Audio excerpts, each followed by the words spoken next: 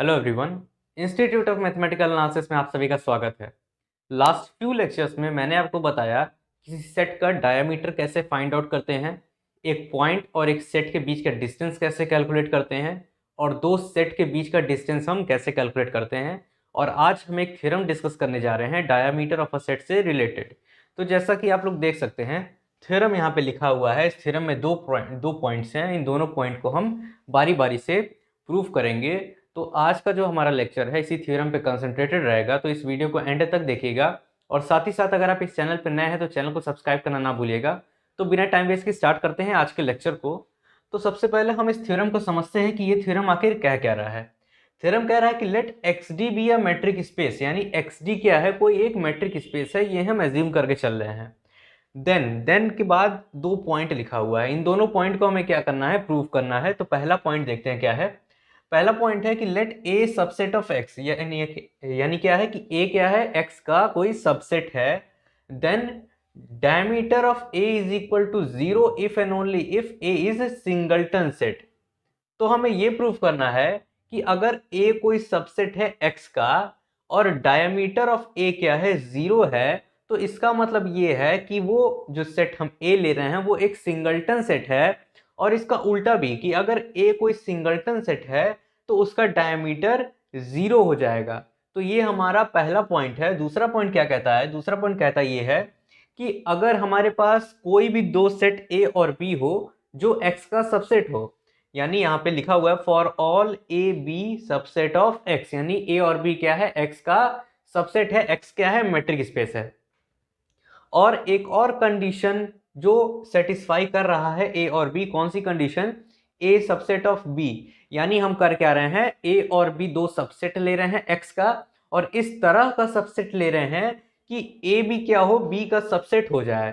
तो ये कंडीशन अगर सेटिस्फाई करती है तो diameter of A is less than equal to diameter of B होगा। ये हमें प्रूफ करना है। तो हम इसे बारी बारी से प्रूफ करते हैं। तो सबसे पहले हम ये प्रूफ करते हैं कि अगर डायमीटर ऑफ ए 0 है तो इसका मतलब ए सिंगलटन होगा, और अगर ए सिंगलटन है तो डायमीटर ऑफ ए 0 होगा।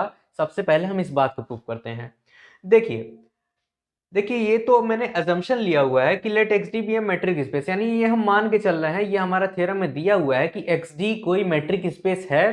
तो इसमें कुछ सोचने वाली बात नहीं है। आप ये मान के चलेंगे कि एक्स डी एक मैट्रिक स्पेस है और ए क्या है, एक्स का सबसेट है। अब देखिए यहाँ पे एम्प्टी नॉन एम्प्टी का बात नहीं दिया है, लेकिन हमारे पास एक कंडीशन है कि ये डायमीटर ऑफ ए क्या है, 0 है। देखिए एक बार हम क्या करेंगे, हमें बेसिकली ये प्रूव करना है, हमें ये प्रूव करना है। तो ये कैसे प्रूव होगा, हम सबसे पहले ये लेके चलेंगे कि डायमीटर ऑफ ए 0 है, और फिर देखेंगे कि क्या क्या हो सकता है। और दूसरे पॉइंट ऑफ व्यू से हम ये करेंगे, मतलब कि जैसे यहाँ पे लिखा हुआ है इफ एंड ओनली इफ। तो इफ एंड ओनली इफ का मतलब ये है कि अगर ये होगा तो ये भी होगा, और अगर ये होगा तो ये होगा। तो सबसे पहले हम ये लेके चलते हैं, diameter of A is equal to 0 लेके चलते हैं, और फिर देखते हैं क्या हमें ए सिंगलटन मिल रहा है या नहीं मिल रहा है।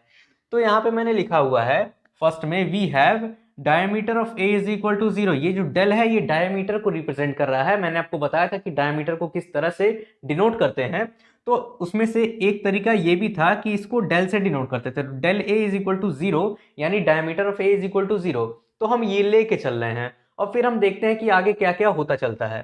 तो कि diameter of A is equal to 0 है, तो अगर हम डायमीटर ऑफ ए का डेफिनेशन लगा दे, डायमीटर ऑफ ए का डेफिनेशन क्या होता है, supremum of D x Y such that X Y belongs to A. देखिए हमें बेसिकली अभी पता नहीं है कि ए सिंगलटन है या नहीं है। तो ए अगर सिंगलटन नहीं है और डायमीटर ऑफ ए अगर 0 है, तो देखिए ए के पास क्या चॉइस होता है, ए के पास दो चॉइस है, या तो वो एम्प्टी हो या तो वो नॉन एम्प्टी हो। लेकिन अगर एम्प्टी होता तो डायमीटर ऑफ ए 0 हो ही नहीं सकता था, क्योंकि एम्प्टी सेट का डायमीटर होता है इनफाइनाइट। तो डायमीटर ऑफ ए 0 है तो ए एम्प्टी नहीं हो सकता है। अब जब एम्प्टी नहीं है तो वो नॉन एम्प्टी होगा। अब नॉन एम्प्टी है तो नॉन एम्प्टी में भी दो केसेस आएंगे, एक तो होगा या तो ए सिंगलटन हो जाए, और दूसरा केस है या तो ए सिंगलटन ना हो। तो अगर ए सिंगलटन हो जाएगा तो हमें प्रूव ही क्या करना रहेगा, हमें तो वही प्रूफ करना है कि ए सिंगलटन होगा। तो हमें दिखाना यह है कि ए अगर सिंगलटन है तो हम मान के चलते हैं कि ए सिंगलटन नहीं है, यानी ए में ढेर सारे पॉइंट्स हैं। तो अभी हम मान के चल रहे हैं कि ए में ढेर सारे पॉइंट्स हैं।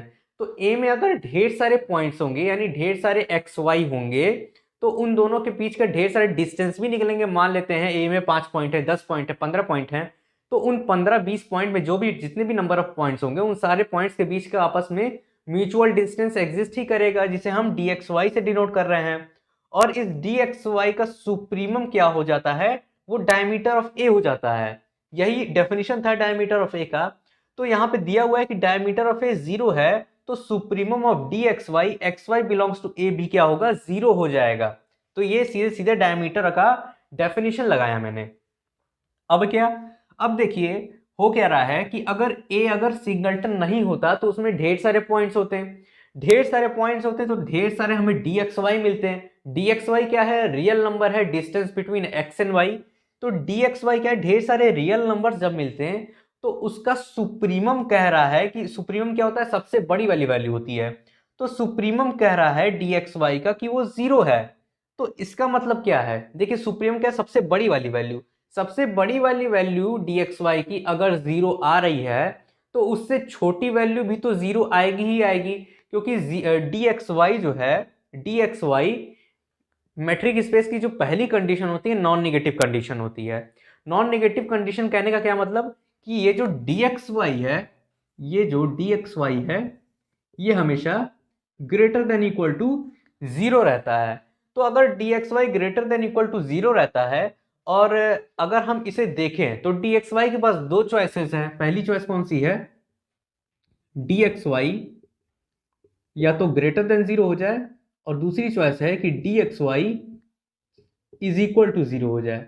तो यही दो चॉइस है डी एक्स वाई के पास, या तो ग्रेटर देन 0 या तो इज इक्वल टू 0। निगेटिव तो हो नहीं सकता।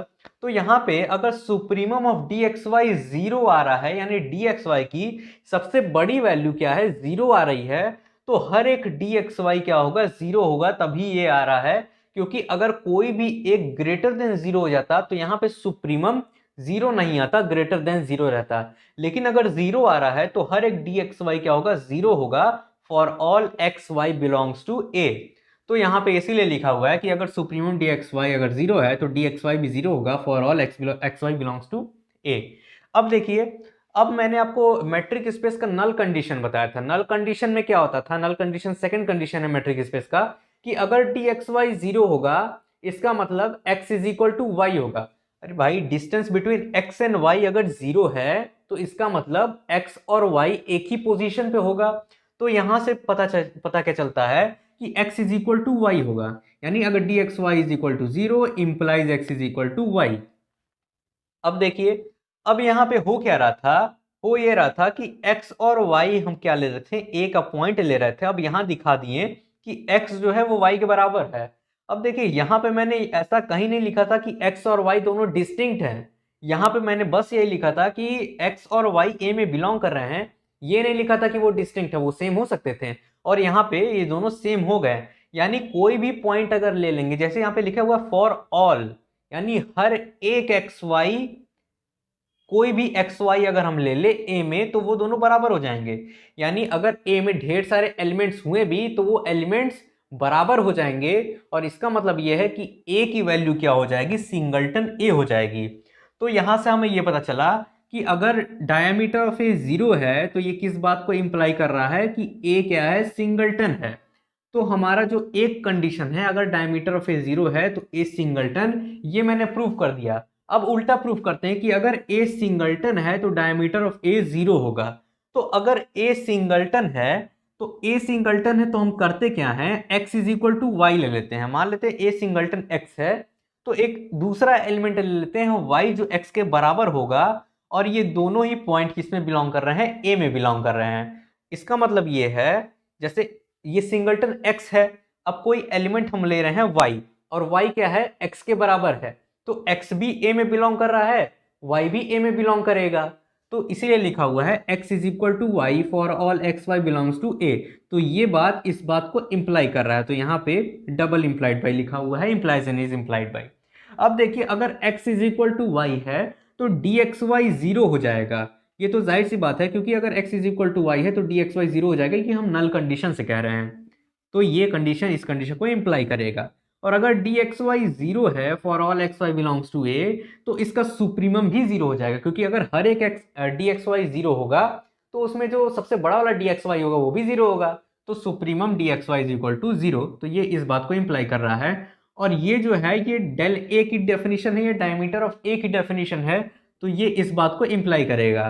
तो हमने क्या बता दिया कि अगर ए सिंगलटन है तो डायमीटर ऑफ ए जीरो होगा, तो ओवरऑल अगर ए सिंगलटन है तो डायमीटर ऑफ ए जीरो होगा। तो हमारे ये फर्स्ट प्रूफ जो है वो तो कंप्लीट हो गया, क्योंकि मैंने इसे दोनों साइड से दिखा दिया कि अगर डेल ए जीरो होगा तो ए सिंगलटन होगा, और अगर ए सिंगलटन है तो डेल ए जीरो हो जाएगा। तो इसका मतलब मैंने दिखा क्या दिया कि डेल ए अगर जीरो है if and only if A is singleton से। तो हमारा फर्स्ट प्रूफ जो है वो कंप्लीट हो गया। अब हम सेकेंड प्रूफ की तरफ आते हैं। सेकेंड प्रूफ क्या कह रहा है, for all A B belongs to X, यानी sorry A B subset of x, यानी ए और बी क्या है, एक्स का सबसेट है। तो मैंने यहाँ पे लिखा हुआ है let A subset of x b subset of x, यानी ए और बी मैंने दो सबसेट ले लिया, किसका, एक्स का। अब देखिए इसमें एक एडिशनल कंडीशन है कि ए जो है वो बी का सबसेट है, तो यहां मैंने ले लिया सच दैट, देखिए ए एक्स का सबसेट है, बी एक्स का सबसेट है, और इस तरह से सबसेट है कि ए भी बी का सबसेट हो जा रहा है, तो ये कंडीशन भी मैंने ले लिया। अब हमें इस्टेब्लिश क्या करना है, इस्टेब्लिश हमें ये करना है कि diameter of a diameter of b से छोटा हो जाएगा और ज्यादा से ज्यादा बराबर हो सकता है, यानी diameter of A is less than equal to diameter of b. तो हम देखिए इसे कैसे प्रूफ करेंगे, अप्रोच समझिएगा। मैंने अब क्या किया, डिफाइन किया, मैंने दो सेट डिफाइन किया, एफ ए और एफ बी। अब एफ ए और एफ बी क्या है, एफ ए को डिफाइन कर रहे हैं D x Y such that X Y belongs to A, यानी इसका क्या मतलब, देखिए ए में क्या है, ए क्या है, कोई सेट है, ए क्या है, एक्स का सबसेट है, तो जाहिर सी बात है ए भी एक सेट है। अब सेट है तो उसमें ढेर सारे पॉइंट्स भी होंगे, अब ढेर सारे पॉइंट्स होंगे तो उन पॉइंट्स के बीच का ढेर सारा डिस्टेंस भी निकलेगा, तो उन सारे डिस्टेंसेस का कलेक्शन, उसको हम क्या नाम दे रहे हैं, एफ ए नाम दे रहे हैं। और इसी तरह बी भी क्या है, एक सेट है, एक्स का सबसेट है तो खुद भी एक सेट है, उसमें भी ढेर सारे पॉइंट्स होंगे, उनमें ढेर सारे पॉइंट्स होंगे तो उसमें भी ढेर सारे डिस्टेंसेस निकलेंगे, क्योंकि हर एक पॉइंट, हर दो पॉइंट के बीच का डिस्टेंस हम लोग कैलकुलेट कर सकते हैं। तो जब ढेर सारे डिस्टेंसेस निकलेंगे तो उन सारे डिस्टेंसेस के कलेक्शन को हम क्या नाम दे रहे हैं, एफ बी नाम दे रहे हैं। तो एफ ए क्या है, एफ ए जो है ए के पॉइंट्स के बीच के सारे डिस्टेंसेस का कलेक्शन है, और एफ बी क्या है, बी के पॉइंट्स के बीच के सारे डिस्टेंसेस का कलेक्शन है। अब देखिए, अब यहां पे गिवन क्या है, यहां पे गिवन है कि जो ए है ये बी का सबसेट है, तो यहां पे मैंने लिखा हुआ है since a is subset of b therefore, अगर एक्स वाई ए में होगा तो एक्स वाई बी में भी बिलोंग कर जाएगा, क्योंकि अगर ए बी का सबसेट है तो ए के सारे एलिमेंट्स बी के भी एलिमेंट्स हो जाएंगे, तो अगर एक्स वाई ए का एलिमेंट है तो एक्स वाई बी का भी एलिमेंट हो जाएगा। और देखिए अगर एक्स वाई ए का एलिमेंट है तो इन दोनों के बीच का अगर हम डिस्टेंस फाइंड आउट करें तो वो किस में जाएगा, वो जाएगा एफ ए में, क्योंकि एक्स और वाई ए का सबसेट है, सॉरी ए में एलिमेंट बिलोंग कर रहा है, एक्स और वाई ए में बिलोंग कर रहा है, तो इन दोनों के बीच का डिस्टेंस एफ ए में बिलोंग करेगा। तो यहां पे मैंने लिखा हुआ है hence d x Y belongs to f a. अब देखिए अब हो क्या रहा है, एक्स और वाई बी में भी है, तो इन दोनों के बीच का भी डिस्टेंस क्या होगा, एफ बी में बिलोंग करेगा, क्योंकि एफ ए के पॉइंट्स के बीच का डिस्टेंस एफ ए में बिलोंग करता है और बी के पॉइंट के बीच का डिस्टेंस एफ बी में बिलोंग करता है। तो एक्स वाई ए में है तो इन दोनों के बीच का डिस्टेंस एफ ए में बिलोंग करेगा, और एक्स वाई बी में है तो इन दोनों के बीच का डिस्टेंस एफ बी में बिलोंग करेगा। ठीक है, अब देखिए ये डी एक्स वाई और ये डी एक्स वाई सेम है, पता क्या चल रहा है कि अगर कोई d x y f a में होगा तो ये इंप्लाई कर देगा वही d x y f b में भी होगा। तो अगर कोई एलिमेंट एफ ए में है तो वो एलिमेंट एफ बी में भी हो जाएगा, इसका मतलब एफ ए जो है वो सबसेट हो जाएगा एफ बी का। तो ये हमें अभी तक पता चला। ठीक है, अब इसके आगे देखिएगा, मैंने लिखा हुआ है supremum of f a is less than equal to supremum of f b. ये कैसे, देखिए अगर ए क्या, जैसे अगर कोई मैं दो सबसेट मान लेते हैं कैपिटल ए और कैपिटल बी, जो इस तरह के रिलेशन को सेटिस्फाई कर रहा है, तो देखिए इस ए को आप इस ए से कनेक्ट मत कीजिएगा, ये मैं एक एग्जांपल ले रहा हूं। तो ए अगर बी का सबसेट है तो एक प्रॉपर्टी होता है, प्रॉपर्टी क्या होता है, supremum of A is less than equal to supremum of b, ये एक प्रॉपर्टी होता है। क्योंकि ए के हर एक एलिमेंट बी के हर एक मतलब कि ए का हर एक एलिमेंट बी का भी एलिमेंट होगा। तो ए का सुप्रीमम वाला एलिमेंट जरूरी नहीं है बी के सुप्रीमम के एलिमेंट के बराबर हो, क्योंकि बी एक बड़ा सेट है और ए एक छोटा सेट है। तो ए का जो सुप्रीमम होगा, जाहिर सी बात है वो भी बी में बिलोंग करेगा ही करेगा, क्योंकि ए क्या है, बी का सबसेट है। तो ए का सुप्रीमम भी बी के सुप्रीमम के बराबर हो सकता है। लेकिन बी चूंकि बड़ा सेट है, तो बड़े सेट में हो सकते हैं कि और ज्यादा एलिमेंट्स होंगे। बड़ा सेट है तो जाहिर सी बात है ए के बराबर एलिमेंट्स होंगे या ए से ज्यादा एलिमेंट्स होंगे। तो अगर ए के बराबर हो गया तो इन दोनों का जो इसका जो सुप्रीमम होगा वही इसका भी सुप्रीमम हो जाएगा। लेकिन अगर बी में ज्यादा पॉइंट्स हुए तो पॉसिबिलिटी ये भी है कि इसमें कुछ और ऐसे पॉइंट मिल जाएंगे जो इसके सुप्रीमम से बड़े हो, तो इस वजह से लिखा जा सकता है। ये एक प्रॉपर्टी होता है कि ए अगर बी का सबसेट है तो supremum of a less than equal to supremum of b हो जाएगा। तो ये प्रॉपर्टी होता है और इसी प्रॉपर्टी का यहाँ यूज किया गया है कि अगर एफ ए सबसेट है एफ बी का तो supremum of f a less than equal to supremum of f b हो जाएगा। अब देखिए सुप्रीमम ऑफ एफ ए क्या है, एफ ए ये है, ठीक है। अब यहाँ पे आगे अगर हम सुप्रीमम लगा दें तो ये किसका डेफिनेशन बन जाएगा, ये बन जाएगा डेफिनेशन डायमीटर ऑफ ए का। क्योंकि यहाँ पे अगर देखिए यही चीज अगर मैं सुप्रीमम को हटा दूं तो यही चीज यहाँ पे लिखा हुआ है, तो अगर आगे सुप्रीमम लग जाता है तो ये डायमीटर ऑफ ए की डेफिनेशन हो जाती है। तो यहाँ पे अगर सुप्रीमम लगा दें यानी सुप्रीमम ऑफ एफ ए क्या है, डायमीटर ऑफ ए के बराबर है, और इसी तरह सुप्रीमम ऑफ एफ बी क्या है, वो भी डायमीटर ऑफ बी के बराबर है। तो यहां से पता चल रहा है कि diameter of A is less than equal to diameter of b, और यही हमें प्रूफ करना था। तो ये था हमारा आज का सेकंड रिजल्ट, थ्योरम का सेकंड पार्ट। तो होप आप लोग को लेक्चर समझ में आया होगा। अगर आपको ये लेक्चर पसंद आता है तो इस वीडियो को लाइक करें, शेयर करें, और अगर आप इस चैनल पर नए हैं तो चैनल को सब्सक्राइब करना ना भूलें। और अगर आपको इस थ्योरम में कोई भी डाउट होता है तो आप कमेंट सेक्शन में कमेंट कर सकते हैं। तो अपने नेक्स्ट लेक्चर में हम कुछ और इंपॉर्टेंट थ्योरम डिस्कस करेंगे। तो मिलते हैं नेक्स्ट लेक्चर में। Have a nice day.